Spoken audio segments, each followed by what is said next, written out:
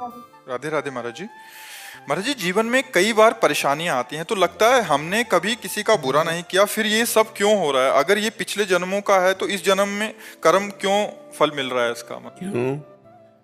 फसल आपने बोई है तो काटना आपको ही पड़ेगा, कोई दूसरा थोड़ी काटेगा। आज कत्ल करता है, 10 साल मुकदमा चलता है, 20 साल की सजा होती है।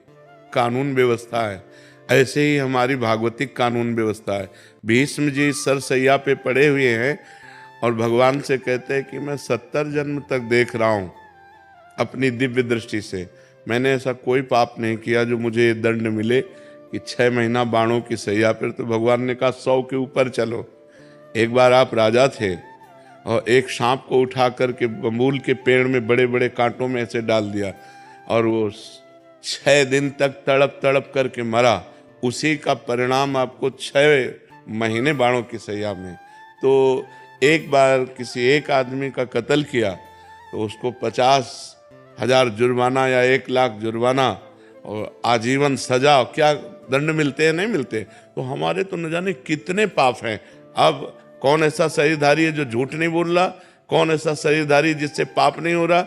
ये तो बात कह देना कि हमसे तो कोई गलती ही नहीं हुई, हमसे तो कोई पाप ही नहीं हुआ, ये बिल्कुल हम अविवेकपूर्ण मानते हैं। नहीं, ऐसा नहीं है। हम सबसे गलतियां होती हैं और उसी भगवान के दरबार में अन्याय नहीं है, क्योंकि वहाँ किसी के गवाही की जरूरत नहीं है। वो सर्वव्यापी परमात्मा आपके हृदय में ही बैठा हुआ है। मत्ता परतरम नान्यत किंचिदस्ति धनंजय, मेरे सिवा और कुछ है ही नहीं, तो उसको गवाही की क्या जरूरत है? वो देख रहा है। तो हमको बहुत धैर्यपूर्वक चलना है। देखो, हम कई बार बता चुके हैं कि हमारे शरीर की रचना 2 कर्म से हुई है, पाप और पुण्य। दोनों के मिश्रण से मनुष्य शरीर बनता है। केवल पाप से यातना देह का निर्माण होता है जो नरक में मिलता है। केवल पुण्य से देव देह का निर्माण होता है जो स्वर्गलोक, मारलोक, जनोलोक, तपलोक, सत्यलोक आदि में। लेकिन मनुष्य लोक में दोनों मिश्रित होते हैं, पाप और पुण्य। तो जिस अवस्था में जो हमें दुख मिलना है वो कर्म हमारे ऊपर लागू हो जाएगा। अगर पुण्य कर्म लागू है तो हमें सुखद अनुकूलता प्रशंसा मिलेगी। अगर पाप कर्म लागू है तो दुख, प्रतिकूलता, निंदा मिलेगी। वो हमारी वैसी बुद्धि हो जाएगी, जैसी हो भवतव्यता तैसी बने सहाय, आप ना आवे ताहि पे ताहि तहाँ ले जाए। अचानक आपसे ऐसी क्रिया बन जाएगी कि आपकी निंदा होगी, आपकी अवहेलना होगी। अचानक आपसे ऐसी क्रिया बन गई, दांव लग गया कि आपकी प्रशंसा होगी, आपकी जय जय हो जाएगी। वो पूर्व कर्मों का विधान चल रहा है। तो फिर मनुष्य जन्म में महानता क्या है? अब नवीन हमसे पाप न होने पावे। अब नवीन कर्म हम ऐसे ऐसे समझ समझ के करें कि हमारी आगे की जो जन्म हो या आगे जो हमें मिले वो बहुत अच्छा ही हो। पाप कर्म नहीं होने चाहिए। अब हमसे गलती नहीं होनी चाहिए। अब लो नशानी अब ना सही हो। तो ये पक्की बात समझ लीजिए कि अपने कर्म को ही भोगना पड़ रहा है। इसमें बिल्कुल संशय न कीजिए कि मैंने तो पाप नहीं किया। किसने प्रश्न किया था?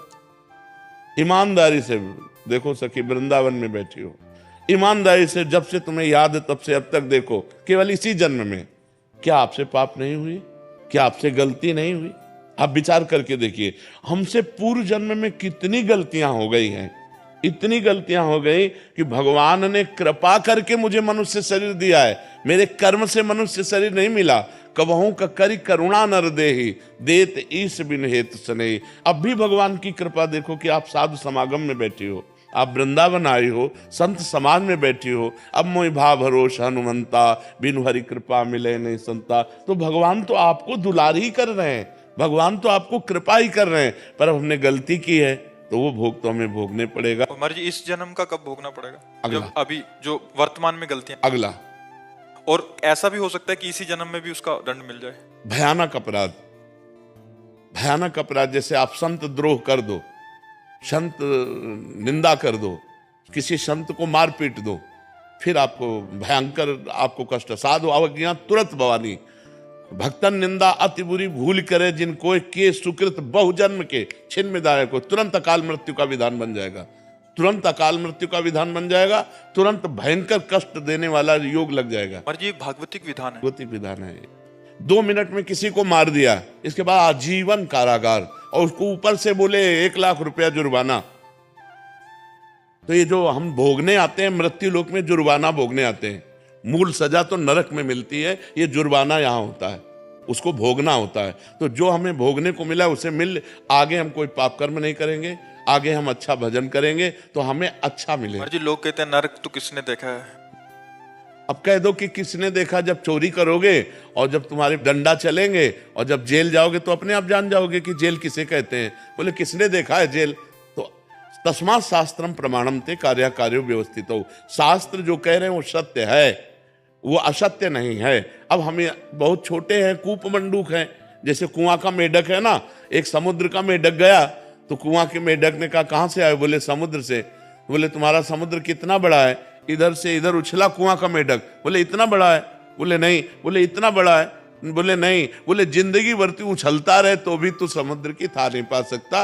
अनंत ब्रह्मांडों के रचयिता भगवान ने रचा है, स्वर्ग नरक पाप पुण्य उसका फल दोनों रचे और आपको छूट दे दी है, आप पाप कमा लो या पुण्य कमा लो। तो मनमानी आचरण करने में कोई तो मानता नहीं है, और जब परिणाम आता है तब भगवान को कोसता है। तो ये विधान भगवान का बनाया हुआ आपके कर्म के अनुसार है, आपने जो कर्म किया उसके अनुसार विधान बनाया हुआ है। को न काहू के सुख दुख कर दाता, निज कृत कर्म भोग सुन भ्राता। इसीलिए जो धर्मात्मा पुरुष होते हैं, शास्त्र को जानने वाले होते हैं, एक भी कदम गलत नहीं रखते। भाई मैं नहीं पाप कर्म नहीं करूंगा, तो मुझे मार डालो पाप कर्म नहीं करूंगा, चाहे जितना कष्ट दो मैं अधर्म नहीं करूं, क्योंकि जानते हैं कि अधर्म जो है ब्याज के ऊपर ब्याज लग करके ऐसा फलीभूत होगा कि हमारे पुरखा पानी पा जाएंगे भोगते भोगते।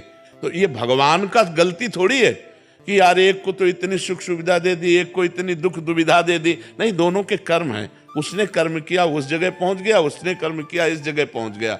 एक बार राजसूय यज्ञ में एक चीटा एक दाना लेकर के चावल का, और एक टांग टूटी हुई थी, 3 टांगों से बड़ी मेहनत से चल रहा था। अर्जुन जी ने देखा, भगवान से कहा सर्वलोक महेश्वर श्री कृष्ण, क्या इस पर कभी कृपा नहीं होगी?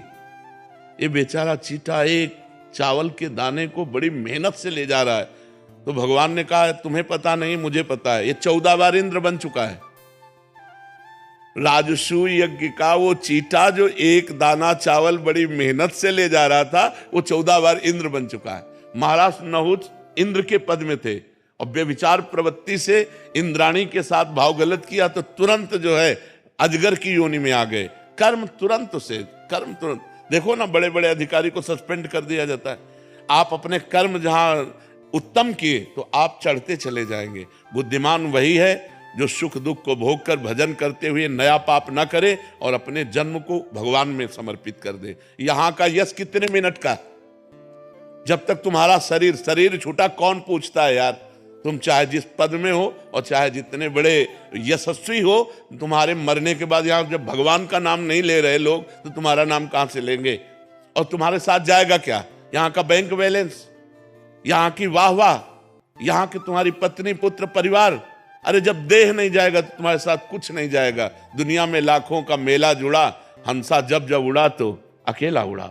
उसे अकेला भोगना पड़ता है, फिर नई योनियों में जाकर के दुर्गति भोगता है। इसलिए होश में रहो, जो पूर्व पाप का कर्म है उसे भोग लो हंसते हुए। आगे कोई पाप मत करो, नाम जप करो और अच्छे आचरण करते हुए विजय को प्राप्त हो। परमात्मा ने तुम्हें खेती दे दी और बीज दे दिया, अब बोते क्या हो ये तुम्हें देखना है। खेती दे दी भारत भूमि में मनुष्य शरीर, बीज दे दिया तुम्हारी बुद्धि।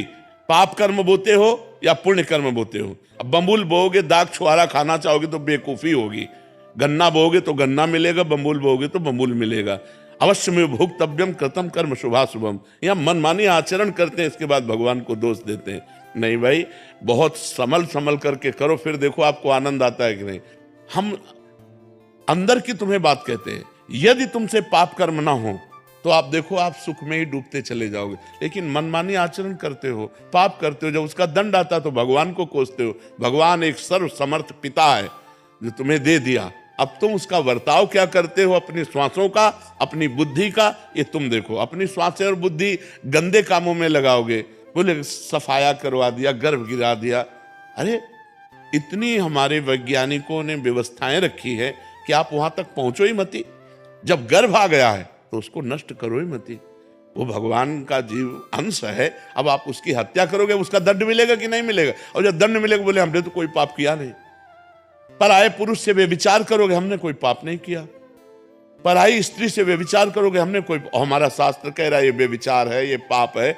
जिस स्त्री को स्वीकार करे आजीवन उसी पर ही अपने जीवन को निर्धारित रखे, किसी दूसरी स्त्री से सहवास न करे। एक स्त्री जिस पति को स्वीकार करे उसे भगवान मान करके आजीवन निर्वाह करे। ये हमारे भारत की पद्धति है। हमने कभी डिवोर्स नहीं सुना पीछे, ये अभी चला है, ये जो गर्लफ्रेंड बॉयफ्रेंड इन्हीं के बाद ये चला है। नहीं, हमने कभी डिवोर्स नहीं सुना। हम अपने बचपन में कभी ये नहीं सुना कि उनकी पत्नी ने उनको डिवोर्स दे दिया या उनके पति ने, कभी नहीं। आजीवन संबंध निर्वाह करना ये हमारे भारत की पद्धति है। भारत है, विदेश नहीं है कि आज इसके संग कल उसके संग, ये नहीं। यहाँ धर्म की मर्यादा है। ये परम पवित्र देश है जहाँ गंगा यमुना और रामकृष्ण के अवतार होते हैं, वो ये पवित्र देश है। तो ये हम कभी भगवान पर आरोप न लगाएं कि उन्होंने हमें दुख क्यों दिया, संकट क्यों दिया। ये हम आपसे प्रार्थना करते हैं कि आप ऐसा मत सोचिए। आपका ही किया हुआ कर्म परिणाम आपके सामने आता है। चौहान जी। राधा वल्लभ श्री हरिदास महाराज जी, यद्यपि लोके मरणम शरणम तद्यपि न मुंचति आशा मर्शम। महाराज जी, ये जानते हुए कि ये एक दिन मरना है, हमसे पाप आचरण हो जाते हैं, ऐसा क्यों महाराज जी? इसका मूल क्या कारण है? इसका अर्थ कैसे? मूल है अज्ञान। हम जानते नहीं हैं। हम विष्ठा को विष्ठा जानते हैं तो कभी उसका प्रयोग करते हैं क्या? नहीं करते। हम जानते नहीं हैं पर जानते हुए मानते हैं अपने को। जैसे स्वप्न में जगा हुआ पुरुष नहीं होता पर अपने को जगा हुआ देखता है, तभी तो स्वप्न में क्रियाएं करता है। वो स्वप्न में बातचीत कर रहा है, स्वप्न में जा रहा है, स्वप्न में मारपीट हो रही, स्वप्न में प्यार व्यवहार हो रहा है, लेकिन कुछ होता है क्या? वो तो सोता हुआ पुरुष है, स्वाप्निक पुरुष है। ऐसे ही अभी हम मोह निद्रा में सो रहे हैं और ये स्वप्न देख रहे हैं तो हमें लगता है हम जग रहे हैं। जब जग जाओगे तब ज्ञान में जगा हुआ पुरुष माना जाता है। जिस समय तुम जग जाओगे तो असत वस्तुओं को मलवत बमनवत विष्ठावत त्याग दोगे। रमा विलास राम अनुरागी तजत बमन जिम जन बड़ भागी। जैसे उल्टी को आप नहीं खाओगे, जैसे मल का प्रयोग नहीं किया जाता है, जैसे हम विष का प्रयोग नहीं करते खाने में, ऐसे ही हम अपने जीवन में गंदे आचरणों को, जिनको जानते हैं कि ये पाप कर्म है, वो कर्म हमसे होंगे ही नहीं जब हम असलियत में जान जाएंगे। तो ये जानना कब होगा?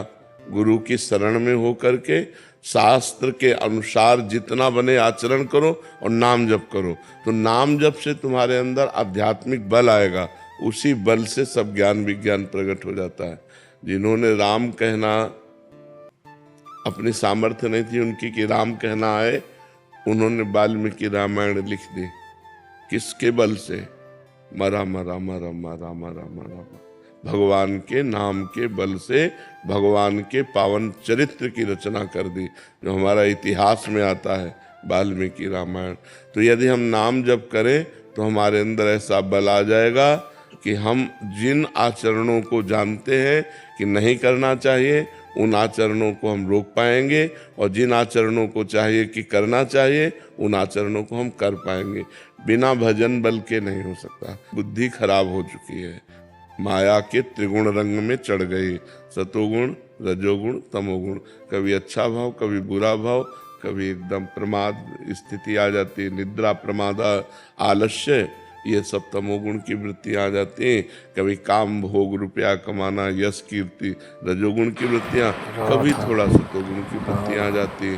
तो बुद्धि शुद्ध तब मानी जाती है जब शुद्ध सतोगुण हो, रजोगुण तमोगुण से रहित हो। वो होगी भजन से। खूब नाम जप करो, जितना अधिक नाम जप करोगे, करते हो? हाँ, जितना अधिक नाम जप करोगे उतना ही पावर आएगा मन में। हम गलत आचरण भूल कर, अगर थोड़ी भी गलती हो जाएगी तो असह्य पश्चाताप होगा, यार मेरे से क्यों हो गई, तो बड़ी गलती फिर हो ही नहीं सकती।